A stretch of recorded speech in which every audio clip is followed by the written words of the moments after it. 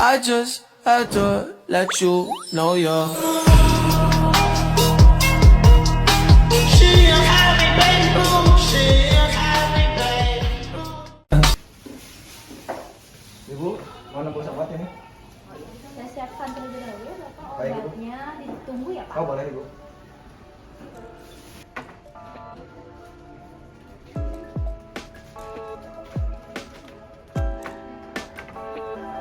Antrian 50 atas nama Andi.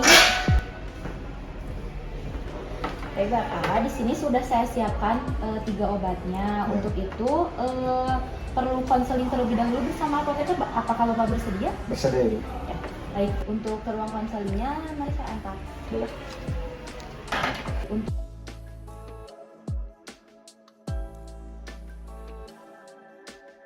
Baik Bapak, selamat siang. Sebelumnya perkenalkan, saya Pak Tegar Bojan yang berjaga di klinik pada siang ini. Baik Bapak, di sini ada 3 obat ya. Mungkin nanti di sini saya akan menjelaskan ketiga obat ini dari cara penggunaannya sampai ke fungsinya supaya apa? Supaya nanti penggunaannya itu lebih efektif dan juga aman terhadap Bapak. Nah mungkin nanti saya membutuhkan waktu Bapak untuk beberapa menit untuk melakukan konseling terlebih dahulu. Gimana Bapak? Bapak bersedia? Bersedia. Oke, sebelumnya Bapak datang sendiri ya? Ya sendiri. Bapak udah ke dokter ya sebelumnya? Sudah pak. Udah dijelasin belum sama dokter obatnya? Sudah sedikit, tapi masih kurang paham pak. Udah, baik. Mungkin nanti saya akan menjelaskan lebih detail ya, Ya. terkait ketiga obat ini. Nah, baik Bapak, mungkin di sini ada 3 obat ya. Yang pertama ada obat levetiracetam yaitu 500 mg, kemudian ada obat asam palquat yaitu 250 mg dan juga ada vitamin B6. Nah, di mana nanti kalau misalkan si obat LTC yang ini, Bapak obat ini, obat LTC 500 ini, dia berfungsi untuk mengontrol kejang pada epilepsi. Gitu. Nah, kemudian ada asam valproat. Nah, di mana si asam valproat ini, obat ini tuh dia tuh berfungsi untuk mengontrol frekuensi kejang. Itu Bapak. Nah, kemudian yang terakhir ini ada vitamin B6. Ya. Nah, vitamin B6 itu untuk menjaga Bapak supaya tidak mual. Oh iya. Seperti itu. Oke, Pak. Nah, untuk cara penggunaannya ya Bapak ya. Ya. Nah, untuk si si obat LTC 500 mg ini sama itu tuh sama Bapak, sama kayak si obat asam valproat yang Oh, 250 ya minumnya sama. Nah, kalau misalkan si obat LTC ini dia sama si obat asam valproat ini diminumnya itu bisa di pagi ataupun dan juga malam karena diminumnya kan 2 kali sehari ya. Nah, kalau misalkan pagi bisa diminum sekitar jam 7 lah. Jam 7, jam 7.30, kalau nggak jam 7.30 gitu ya Pak. Nanti jedanya 12 jam nih Pak. Terus ya. Ya, 12 jam sampai malam. Biasanya nanti Bapak minum lagi di jam 7 sampai jam 8 malam lah, nggak apa-apa. Nah, kalau misalkan yang vitamin B6, kalau vitamin B6 ini dia diminum sehari sekali Pak. Bapak bisa diminum pagi, tapi Bapak juga bisa minumnya malam. Tapi lebih baik kalau saya sarankan minumnya malam hari aja. Ya. Itu Bapak. Nah Bapak, si obat ini tuh, si obat LTC sama si obat asam valproat ini, itu tuh harus rutin Bapak minumnya sesuai dengan anjuran dokter karena untuk mengontrol kejang dalam jangka panjang. Itu. Nah kalau misalkan boleh tahu Bapak biasanya kalau misalkan bangun jam berapa Pak? Biasanya bangun jam 6 pak. Kalau sarapan jam 7. Oh bangun jam 6, sarapannya jam 7. Ya. Oke.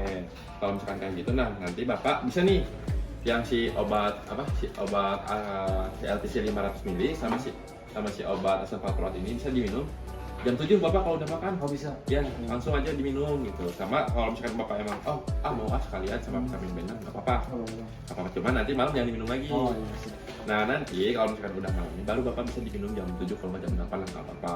Gitu, Bapak. Nah terus Pak kalau misalkan saya lupa nggak minum obat gimana? Bapak tahu nggak caranya? Gimana pak? Nah kalau misalkan Bapak lupa cara buat minum obatnya, jadi nanti kalau misalkan emang waktunya perkiraan kan Bapak misalkan minum si obat 2 ini ya Pak, terutama dua obat ini si LTC sama si asam valproat ini, Bapak lupa nih, aduh saya lupa nggak minum nih salah satu misalkan.